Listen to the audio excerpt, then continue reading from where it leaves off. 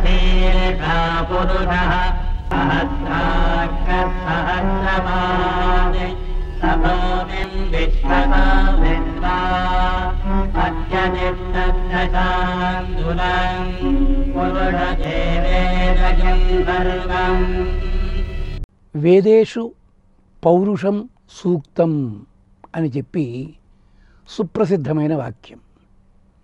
4 వేదాలలో కూడా తలమానికమైనది పురుష సూక్తము అని చెప్తారు.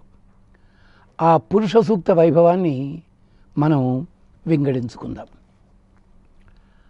అసలు ముందు వేదము, ఆ వేద ప్రామాణ్యము, దానికి సంబంధించిన 1-2 విషయాలని స్థాళీపులాకన్యాయంగా జ్ఞాపకం చేసుకుని అప్పుడు పురుష సూక్తంలోకి అడుగుపెట్టి పురుష సూక్తాన్ని మనం ఎలా ఆరాధన చేయాలి, ఎలా ఆస్వాదన చేయాలి, ఎలా అవలోడన చేయాలి మాట్లాడుకుందాం మనం.